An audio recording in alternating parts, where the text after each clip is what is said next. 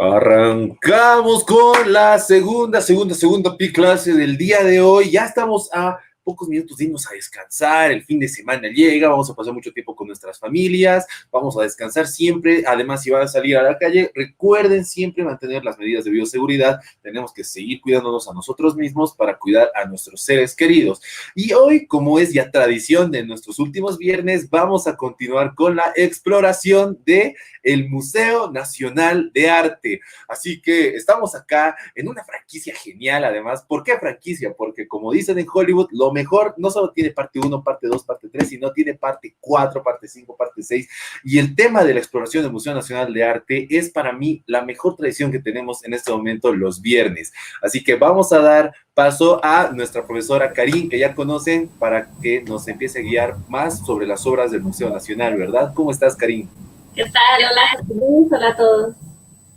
Bueno, vamos a empezar ya nomás. Estamos haciendo esta vez con muy buenas condiciones de internet. Eso es lo bueno. Estamos teniendo siempre algunas caídas, algunas subidas, pero siempre vamos a continuar trabajando. La educación debe seguir a pesar de estos obstáculos digitales.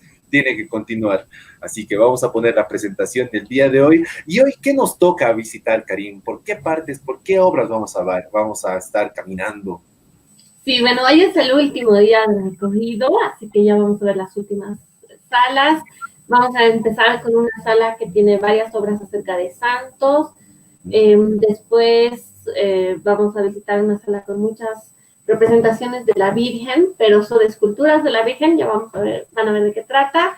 Y vamos a terminar en una sala, bueno, faltarían dos, pero una súper grande que es como un laberinto de obras que representan a los ángeles, por eso es como caminar entre ángeles. Y la última sala tiene una sola obra, que es la ilustración de una descripción de Jesús, de una visión. Así que va a estar interesante hoy. Excelente, ya nomás vamos a empezar entonces, vamos a poner las diapositivas dentro de pantalla, vamos a mandar un saludo a nuestras dos estudiantes que nos están escribiendo, que son Yuzu por YouTube y por Facebook. Ariadne, qué gusto que estén acá, muchas gracias por seguir confiando en las P-Clases y seguir aprendiendo juntos, así que sin más que decir, Karin, el espacio es todo tuyo. Gracias. Bueno, entonces, como sabrán, estamos ahora visitándolos. Y vamos a hacer un mini repaso de lo que vimos la anterior vez. Hemos visto un poco acerca de las Sagradas Familias, que era una temática que se representó mucho en la época colonial. Y por eso se habla de serialidad, ¿no? Que está en el título de esta exposición, porque se hacían un poco de serie. Nos ayudaban estas obras a ver el tipo de trabajo que se hacía en los talleres, que era un poco protoindustrial, con artistas especialistas. Por ejemplo, uno hacía manos en todas las obras, el otro hacía los ojos, otro hacía fondos, etcétera, ¿no? Y además la temática de la Sagrada Familia como tal, ¿no? Jesús en el centro, rodeado de María y José, que lo están cuidando, ¿no? Y también teníamos a la Trinidad, ¿no? El Padre, Hijo y Espíritu Santo representados en la obra. También vimos, hablando de las Sagradas Familias, un descanso mientras ellos estaban huyendo a Egipto. Por eso la clase se llamaba Historias para... se me fue la palabra. Para inspirarse. Entonces, Melchor Pérez Holguín, por ejemplo, respecto a la historia del hoy de Egipto, se imaginó cómo habrá sido esta trayectoria. Entonces puso a la Virgen María lavando los pañales de Jesús, Jesús durmiendo y José ayudando a exprimir la ropa lavada, ¿no? También vimos la Virgen Cerro, que es una de las más importantes, es una obra muy singular, en la que podemos encontrar varias pistas acerca del pensamiento que había en la época, qué cosas eran importantes, cuál era la estética en la época, cómo se mezclaron además las dos espiritualidades, ¿no? La andina con la cristiana. Y también vimos la obra de Leonardo Flores, que se llama San Jorge, que también trataba de una historia, ¿no? De San Jorge que salva la ciudad matando al dragón que se tomaba el agua de la fuente de la ciudad, ¿no? Entonces, continuando con el recorrido, he titulado esta clase Caminando entre ángeles y muñecas, y ya les voy a ir explicando de qué trata esto, aunque ya les expliqué un poquito al principio, ¿no? Vamos a ver lo que dice en el muro antes de entrar a la sala. Se los voy a leer. Dice: en esta sala se ha dispuesto una selección de santos de la colección del museo. El objetivo es exponer la variedad de formas, técnicas, colores, tamaños y cualidades que coexistieron durante la colonia, buscando reproducir de alguna manera una realidad pictórica más cercana al siglo XVIII. Los santos fueron sin duda una de las introducciones más exitosas de la doctrina cristiana, en la medida que se asimilaron muy bien al tipo de espiritualidad andina. Los santos, al igual que las huacas es algo andino, ¿no? Gozaban de un rango horizontal de sacralidad, es decir, que entre ellos no compiten en poder, más bien lo comparten y cumplen diferentes funciones en la vida cotidiana y en el mundo colonial, tanto rural como urbano. Entonces, ¿de qué trata esto? Vamos a ver, como siempre, un videíto que nos va a mostrar un poco la sala. Aquí ya se pueden dar cuenta que hay varias obras ocupando toda la pared, o sea, están bien cerca una de otra. Incluso al centro hay dos obras más y al fondo hay una más, ¿no? Y como decía el texto, es como para mostrar la gran variedad de santos y de estilos artísticos que habían en la época. Entonces, la sala de los santos.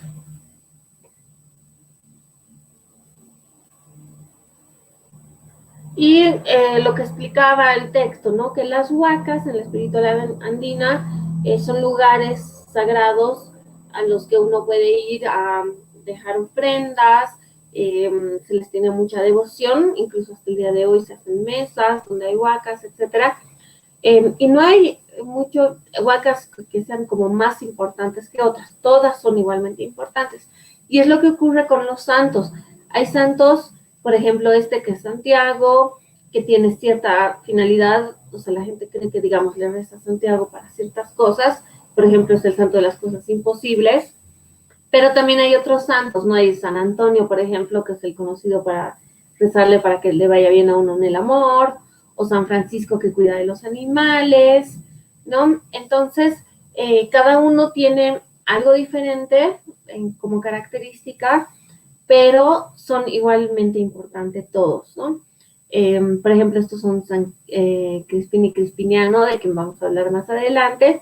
Incluso la Virgen se la puede incluir aquí porque también fue una santa a la que también se le rezaba mucho y también era bastante importante, ¿no? En la época. Y fíjense en los estilos, algunos tienen más oro, otros están llenos de flores, algunos son más lúgubres, otros son más coloridos, ¿no? Entonces los artistas también mostraban un poco su creatividad y su personalidad al pintar estas obras.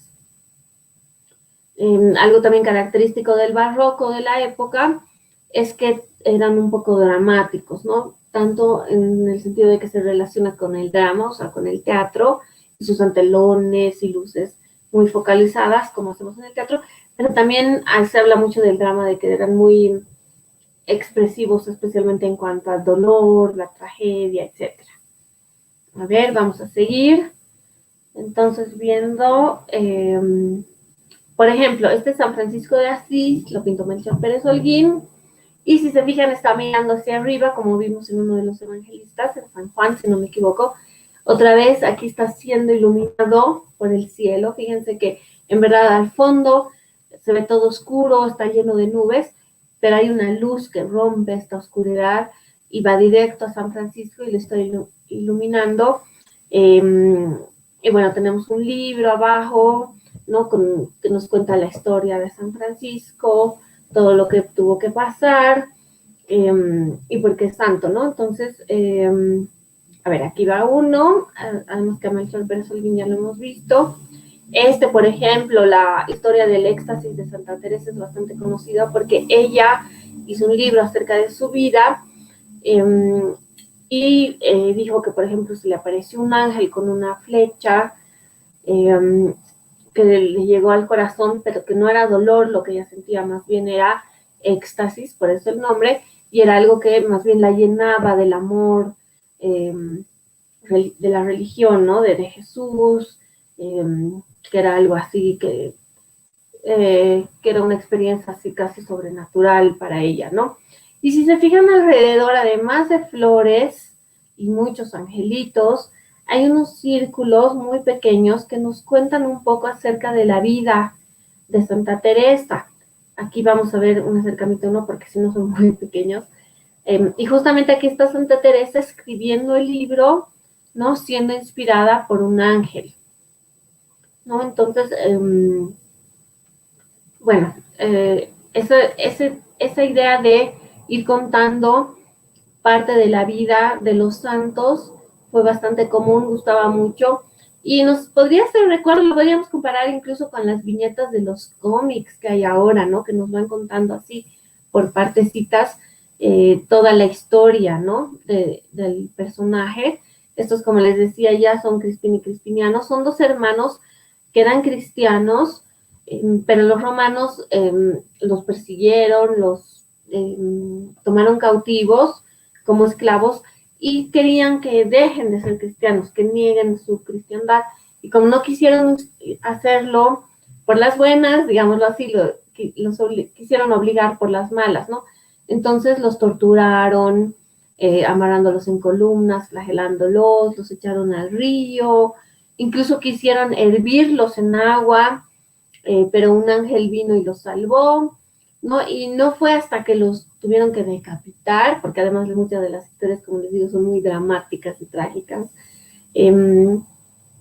O sea, ellos nunca dejaron de ser cristianos, por eso se los canonizó y por eso son ahora santos. Eso se ve acá, el Papa los está canonizando.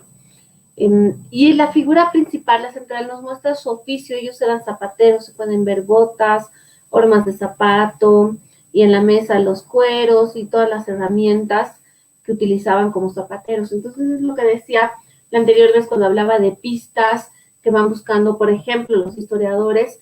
Gracias a estas obras nos podemos dar cuenta, por ejemplo, de cómo era el oficio del zapatero, qué herramientas usaban, ¿no? Cómo hacían los zapatos. Entonces son fuentes de información en muchos aspectos.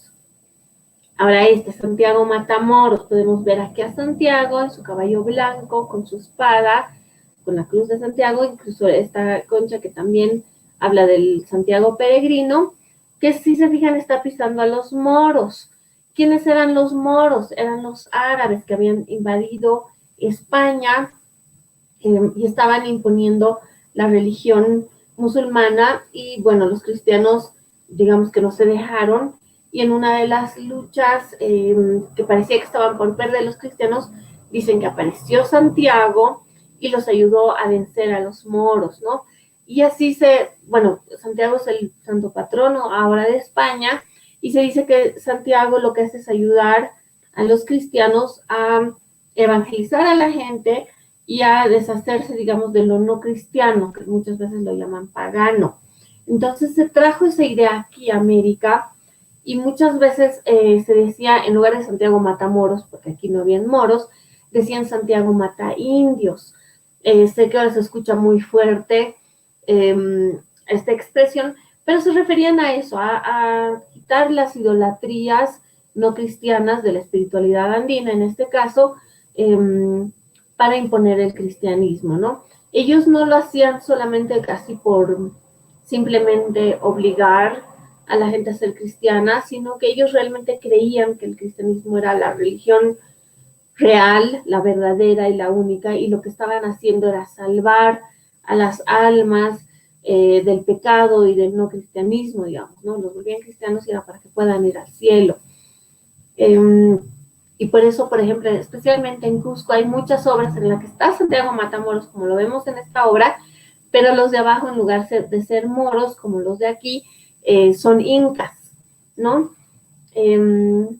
Lo irónico de todo esto es que, si bien a Santiago lo comparaban decían que cuando llegaba así a defender a los cristianos venía con tormentas y con truenos, y hay una historia de un cronista que cuenta que justamente estaban por perder los españoles aquí en América, y cayó un rayo y se encendió el lugar donde se estaban escondiendo la gente, ¿no? Y al final ganaron los cristianos. Deberíamos haberlo visto quizás aquí en América como un santo que nos infunda miedo, que venía a invadirnos, ¿no?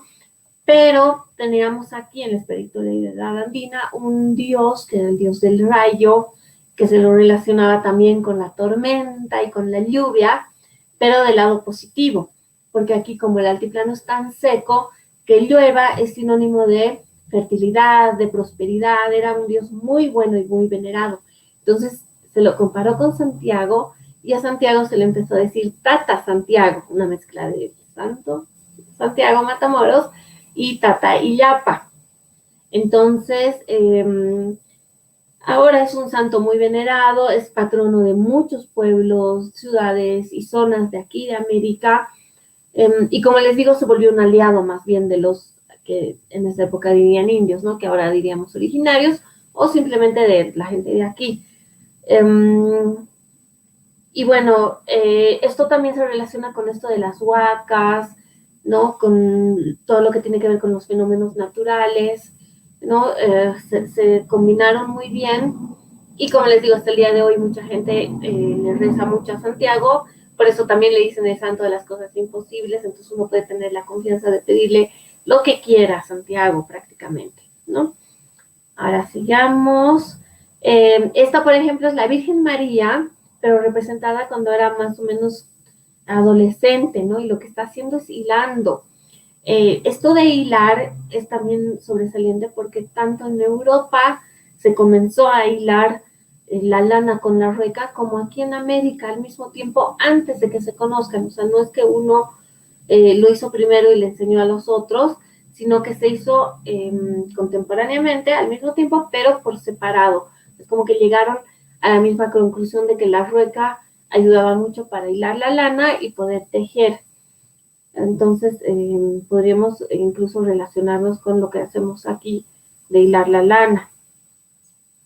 Esta es otra sala, esta es la sala de las vírgenes, que es muy interesante porque van a ver cómo estas vírgenes no son la típica virgen de la Concepción, digamos, que casi siempre se la ve en el cielo, rodeada de nubes, sino esta es la que está en el altar, con velas, con flores. Entonces aquí se está representando la escultura de la Virgen en la iglesia. Entonces también es importante el lugar en el que está.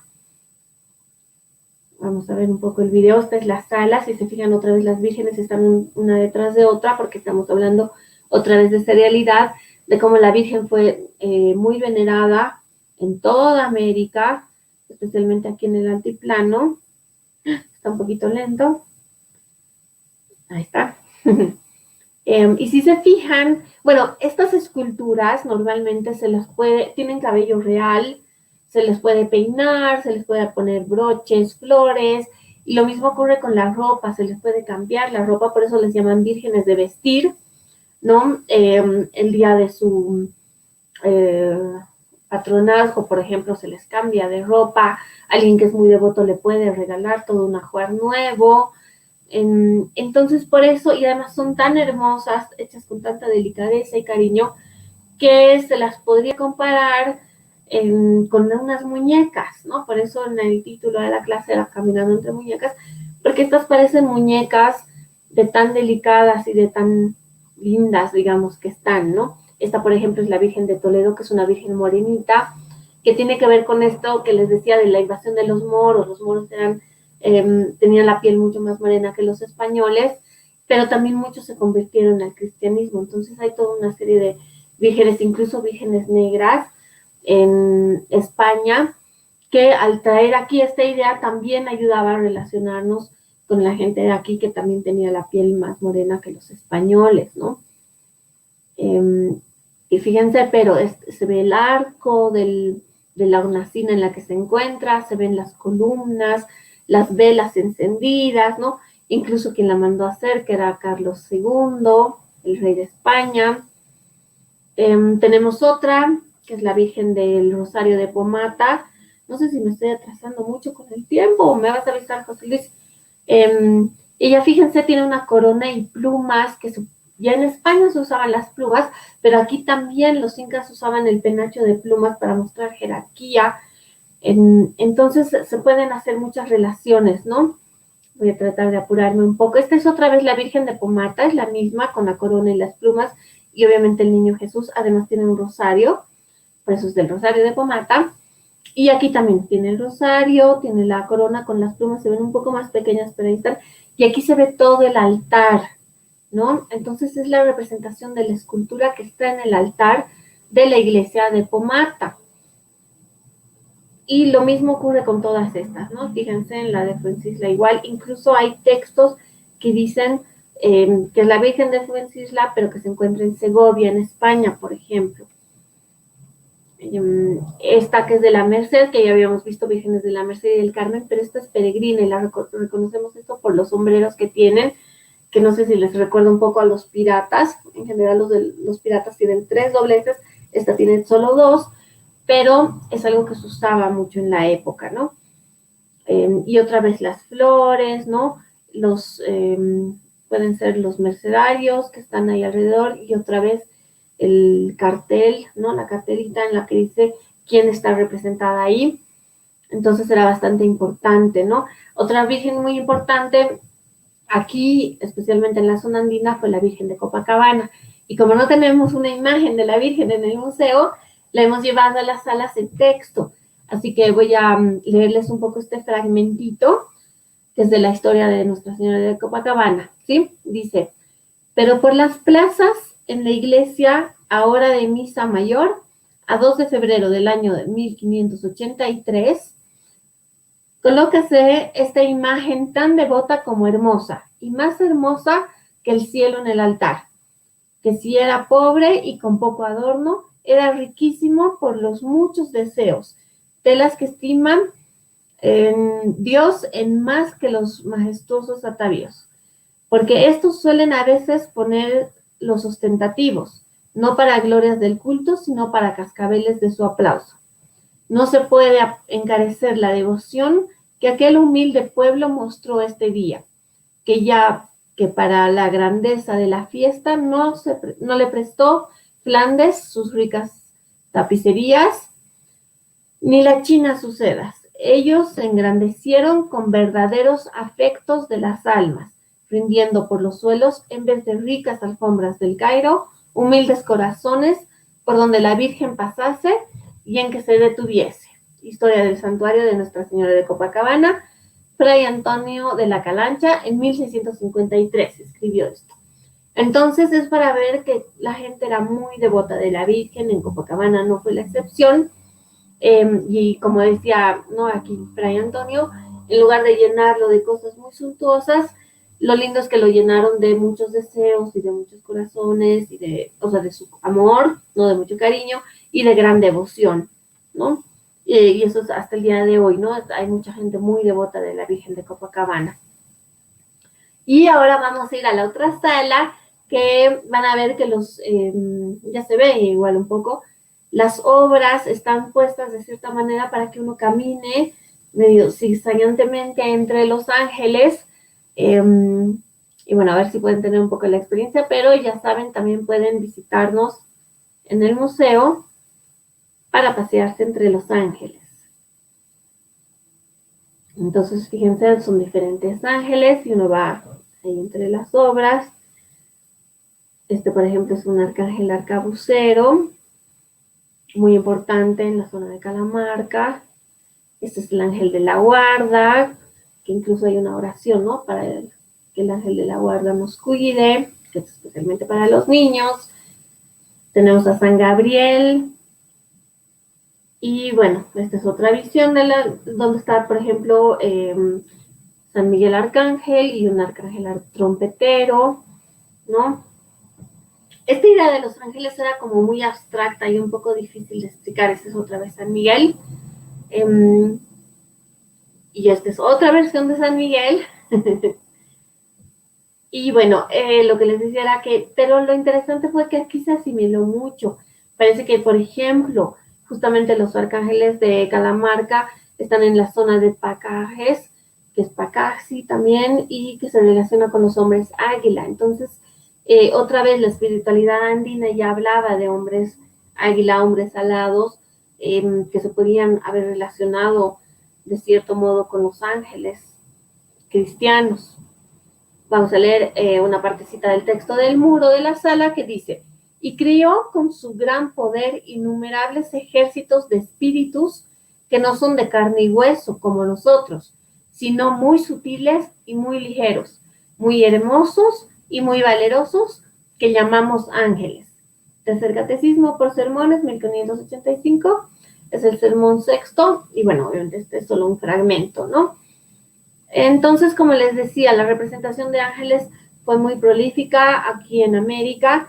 A San Miguel lo reconocemos porque justamente es el soldado de Dios, es el que lucha contra el mal, el que expulsó a Lucifer al infierno, y es lo que se ve aquí, ¿no? Está blandiendo su espada en lo alto, tiene el casco y el traje de soldado, y por debajo están los demonios siendo expulsados al infierno. Incluso tenemos este monstruo de 7 cabezas que representa los 7 pecados capitales. Entonces es el triunfo del bien sobre el mal, que es más o menos lo que en la evangelización se intentaba enseñar, ¿no? Que uno sea bueno, que no cometa pecados.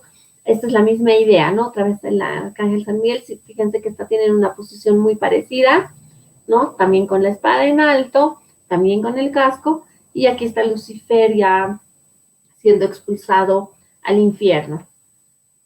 En esta, San Miguel ya no está luchando, está casi como posando para la pintura. También tiene el casco, aquí en lugar de la espada tiene como una lanza y tiene un escudo que es el escudo de la fe, pero fíjense, siempre está como un soldado. En cambio, San Gabriel, en general él no tiene una iconografía muy definida, pero es muy común verlo con el ramo de azucenas, que es lo que ofrece a la Virgen María cuando se le aparece y le anuncia que va a tener al niño Jesús. Tenemos hasta una oración al respecto, ¿no? San Rafael, estos tres, San Miguel, San Gabriel y San Rafael, son los 3 arcángeles canónicos, quiere decir que están aceptados por el cristianismo, por la iglesia y por el papa. San Rafael es conocido por relacionarse con la salud, muchos le rezan a él para que les vaya bien la salud o para curarse, porque en uno de los pasajes de la Biblia con Tobías, él le pide que saque un pez, que es lo que va a usar después para curar la ceguera del padre de su prometida, Sara, que recién va a ser su prometida.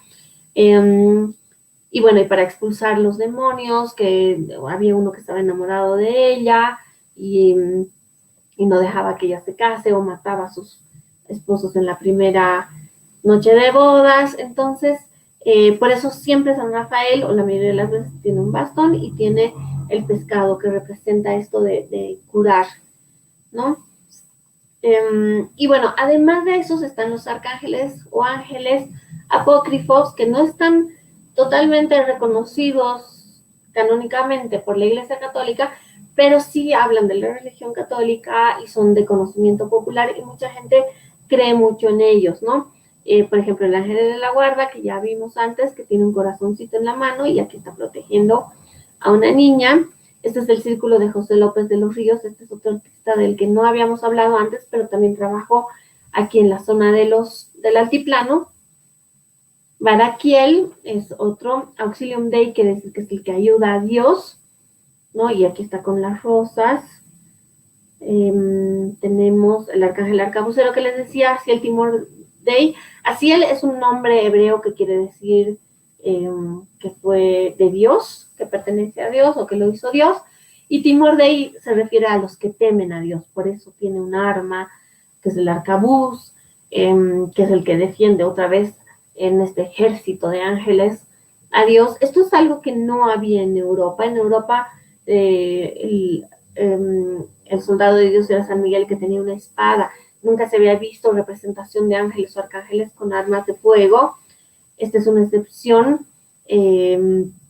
muy única. Hay toda una serie de arcángeles en Calamarca que tienen estos arcabuces, Entonces hay gente que incluso de toda Europa, de todo el mundo, vienen hasta aquí a ver estas representaciones, ¿no? Porque como les digo, son únicas, son muy singulares, llaman mucho la atención y como les decía, se podría relacionar con la zona de Pacajes y de los hombres águilas de la zona, que eso es algo precolonial, ¿no?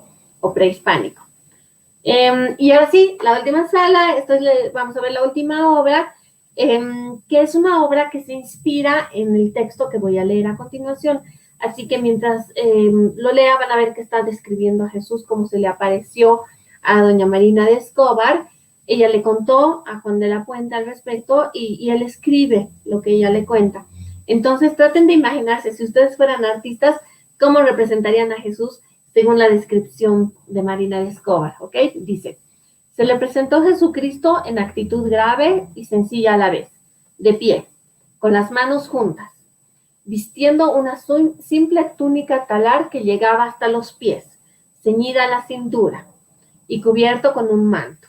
Y estaba el varón perfecto, de edad de 33 años, como está en el cielo, de un morado oscuro, sotana larga hasta los pies, cerrada por delante, que traen algunos eclesiásticos, y encima de ella uno como manto del mismo color menos largo, el cabello largo hasta los hombros, partido en el medio, y en la cabeza como diadema de oro finísima, y en todo esto representaba tanta autoridad y majestad que mostraba bien ser tan verdadero Dios como verdadero hombre.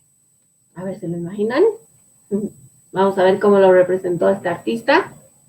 Y ahí está, con la barba, ¿no? Con el cabello hasta los hombros, la túnica hasta los pies, la otra también de un morado oscuro que se ve casi negra, con las manos juntas y decía que el traje estaba ceñido en la cintura, ¿no? Entonces aquí se ve amarrado.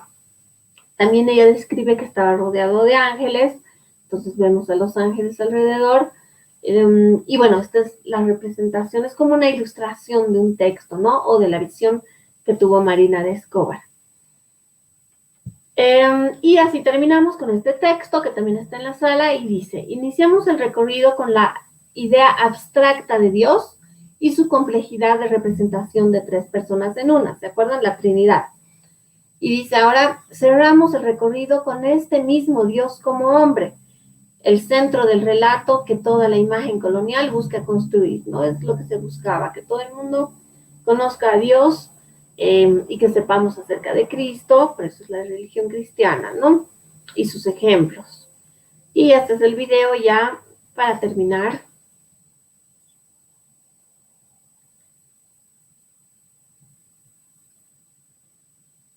Ahí está el museo, nos estamos alejando, ya. Y bueno, un poco de la ciudad de La Paz. José Luis, no sé si hay alguna duda, algún comentario. ¿Cómo estamos de tiempo?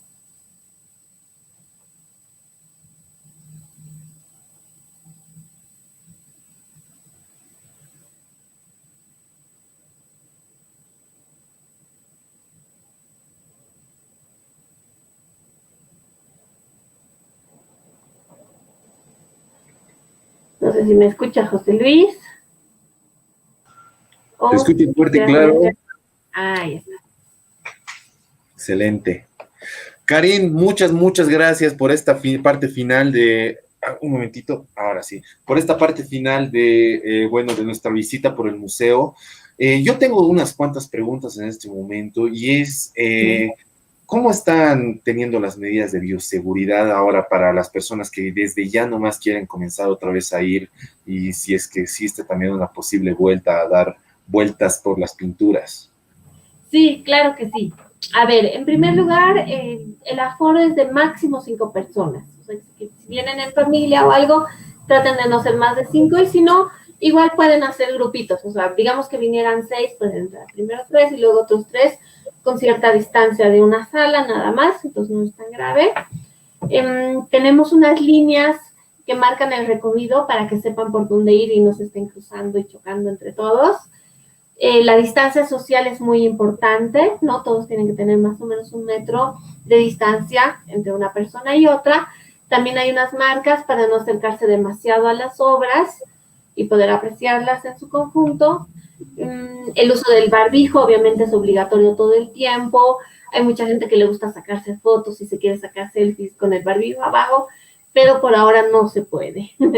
El uso del barbijo es muy importante. Nosotros estamos usando cofias y guantes, además del barbijo, para recibirlos, para explicarles todas estas medidas y para ir más o menos acompañándolos un poco. Nos están haciendo todavía visitas guiadas a grupos grandes, pero bueno, poco a poco vamos a ir viendo cómo va la cosa. Pero lo bueno es que ya están las puertas abiertas y ya pueden venir a visitarnos. Es el lado positivo, ya están las puertas abiertas, podemos aprovecharlo, pero bueno, como bien dices, tenemos que continuar con las medidas de bioseguridad, porque claro, están habiendo rebrotes en Europa, Inglaterra y Francia han vuelto a la cuarentena, y claro, lo que nosotros tenemos que hacer es, más allá por todo eso, es cuidarnos, cuidar a nuestra familia. Es un tema un poco delicado. La verdad es que con el coronavirus no sabemos a quién afecta más, a quién afecta menos, por lo tanto es mejor cuidarnos todos y todas, y es lo mejor siempre continuar con las medidas de bioseguridad. ¿Cómo más pueden acceder? ¿Existe quizá algún límite de edad o es totalmente ya libre? No, es totalmente libre. Ahora, eso sí está bien explicado, que si vienen con niños muy pequeños, tienen que estar con un adulto y el adulto se tiene que hacer responsable de que los niños también sigan el protocolo de bioseguridad del museo.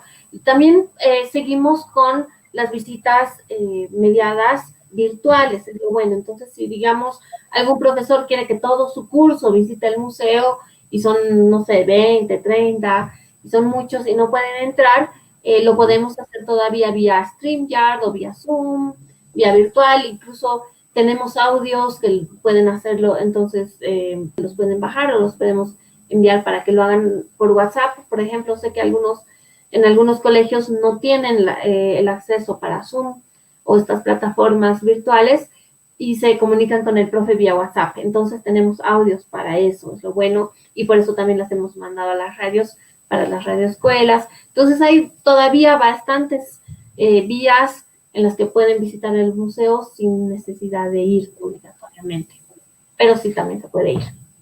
Genial, Karin, muchas gracias realmente por la información, muchas gracias por las clases, muchas gracias por haber agarrado, aunque sea el último mes, esta tradición de darnos una vueltita virtual por el museo. Y no solo eso, sino que era una vueltita para mí especializada, con cierto privilegio, porque también había una explicación, había siempre este recorrido que ya nos lleva a otra clase de interpretación, y a mí me encantó, la verdad. Voy a extrañar tanto estas vueltas por el museo, pero estoy seguro que en algún momento también podemos volver a planificar algo para continuar con este tema de difundir por medio de PIC y las PIC clases el tema del arte, y además el tema de los lugares que nosotros tenemos propios de los bolivianos. El Museo Nacional del Arte es nuestro, podemos ir a visitarlo, tenemos que ir a ver ahí, aprovecharlo, y eso creo que también es la parte más importante. Realmente, Karin, ha sido todo un placer. Muchas gracias. Gracias a ti, gracias Pica, igual por el espacio. A nombre del Museo Nacional de Arte, estamos chochos de poder haber participado en las clases. Sí, realmente voy a extrañar tanto esto, tanto, pero vamos a ver qué más formas podemos hacer de aprovechar todo esto del área virtual, todo esto de la cultura digital que aún tenemos que cada vez aprender a usar más por el tema del seguimiento de la pandemia y el cuidado de todas las personas. Aún así, realmente ha sido lindo aprovechar esto, y a todas las personas que nos están viendo, pues ya están también las anteriores visitas al Museo Nacional registradas en los documentos de YouTube o de Facebook de Pica Bolivia, así que pueden ir a ver, ahí ya va a estar pronto la de ahora, y vean los 4 episodios, son geniales, son brillantes, aprovechen cada cosa que nos explican ahí, y hay unas lindas cosas que nosotros también podemos llegar a interpretar y hacer nuestros propios análisis. Eso es lo genial del arte, eso es lo fantástico de realmente tener esta clase de tours virtuales, tener esta clase de contenido. Así que realmente, una vez más, ha sido todo un placer, y ahora ya les digo que, bueno, ya estamos en Pica por ATV. Recuerden que pueden ver todas nuestras notas también en nuestras redes sociales, y es momento del fin de semana, así que vamos a estar ya en Pica la próxima semana. Vamos a estar compartiendo más clases, más contenido por ATV Radio, así que ya nos vamos a estar viendo mucho más. Continuemos con la educación, sigan dándonos esa oportunidad de aprender juntos por este medio virtual que es el Internet y por el tema de las clases y ya a disfrutar nuestro jueves. Cuídense todas y todos y nos vemos ya pues la próxima semana. Así que chao Karin, ten una linda tarde y chao a todas y todos. Gracias igualmente. Cuídense.